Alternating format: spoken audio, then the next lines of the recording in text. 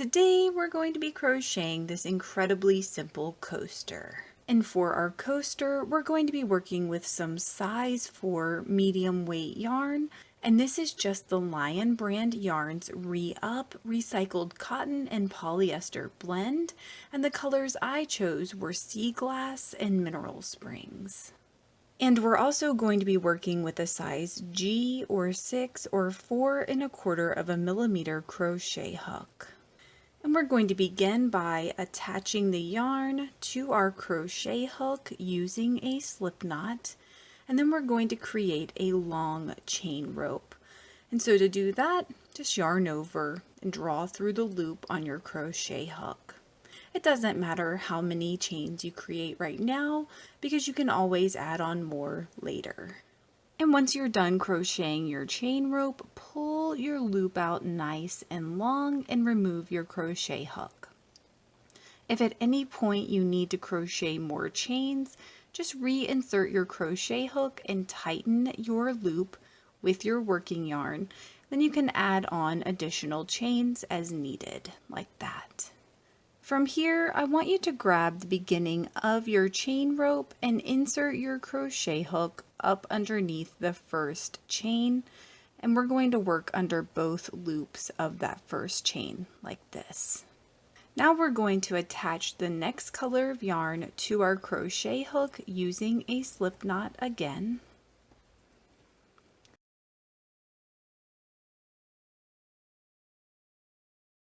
So now we're just going to draw our new loop through our chain rope like this and chain 1. And from here, we're going to place 15 single crochets over our chain rope. So to do that, grab a hold of your tail and you're just going to hold on to your chain rope. Then you're going to yarn over and pull up through your chain rope like this. And then you're going to yarn over and drop your 2 loops. So that was our first single crochet. So we're just going to repeat that 14 more times so that we have a total of 15 single crochets over our chain rope. And so once you have your 15 single crochets, we're just going to quickly adjust these so that they're more evenly spaced. So remove your crochet hook from your working yarn and then hold on to your chain rope and just slide these single crochet stitches over. You don't want them to bunch up too much, but again, you want to fix any sizable gaps. And once you sort of have these spaced out evenly, then insert your crochet hook back in your loop. And keep in mind that they'll never be perfect, and that's part of what makes this pattern fun, is that you can see the little pockets of color. So from here, we're going to chain 1 and turn our work. And we want to take this chain rope and line it up with our single crochet stitches. So we're going to skip our turning chain. We're going to insert our crochet hook in our first single crochet stitch. Then we're just going to drape our chain rope over our crochet hook. We're going to yarn over and draw up through our stitch, and then yarn over and drop our 2 loops to complete our first single crochet. So following that same process, we're going to place 1 single crochet in each of our 15 stitches going down our row. And one thing that you might want to do is just give your chain rope a little yank so that it's nice and tight on the end there. And at the end of your row, you're going to chain 1 and turn your work again. Now, I like to keep the side where I lift my chain rope on the same side. So you'll remember in the last row, we draped it up around the back. But for this row, we're going to drape it up around the front. So for this row, we're just going to repeat that last row, skipping that turning chain, and then we're going to slide our crochet hook up underneath our chain rope and then up underneath our stitch. And we're just going to place our single crochet stitches like normal through that process. And this pattern has a tendency to get pretty loose, so I recommend trying to keep your stitches relatively tight. And at the end of your row, you're going to chain 1 and turn your work again. So from here, we're just going to repeat our last 2 rows. The only difference between them is lining up your chain rope on the back side and then on the front side, depending on which row you're working. And that way you have a pretty side and then an ugly side in the back.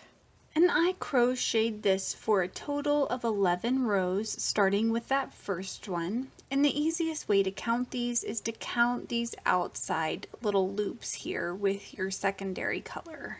To finish off your coaster, go ahead and pull out your chain loops until you only have one little loop sticking out like this.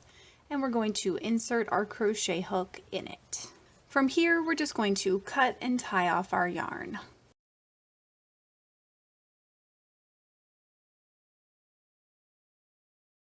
And I'm going to be attaching a blue fringe to this, so I'm going to hide these tails on the back side of my coaster. And for our fringe, we're going to cut 6 strands of yarn to roughly 5 inches. And normally you want to work in your furthest corner stitch, so closest to this corner as possible. But sometimes if you have cut and tied off your yarn here, then that stitch can be really impossible to work in. So sometimes you have to work in the stitch next to it, which is the case for me. So what you're going to do is you're going to insert your crochet hook from the back to the front. So it might be helpful to turn this over to your ugly side and then insert your crochet hook from there. And all we're going to do is work 2 strands of yarn at a time, and we're just going to pull this through to create a loop. And I usually try to straighten up my strands here. Then all we're going to do is just repeat that process for our other strands.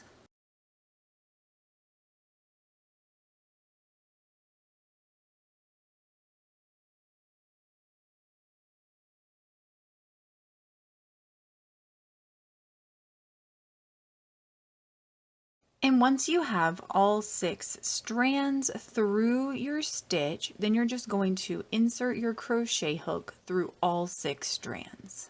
And then I like to pull on my tails to sort of even up that loop there.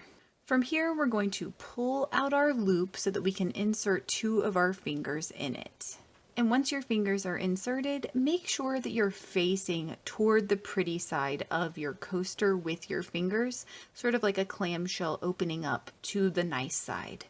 From here, we're going to grab that light colored tail, and then all of our strands of yarn, we're going to pull them through our loop. Now you're going to pull on your strands of yarn ends, and you should cinch up your fringe like this. Once you've gotten those nice and pulled tight, then you can trim up your fringe to even out your edges here. So now you are done with your fringe for your coaster, and your coaster is fully complete. Please let me know in the comments below if you experienced any issues while you were making this, and I will do my best to help you out. If this video helped you, please give it a thumbs up and consider subscribing to my channel, Crochet with Julie. Thank you so much for working with me, and I hope you have a wonderful, awesome day.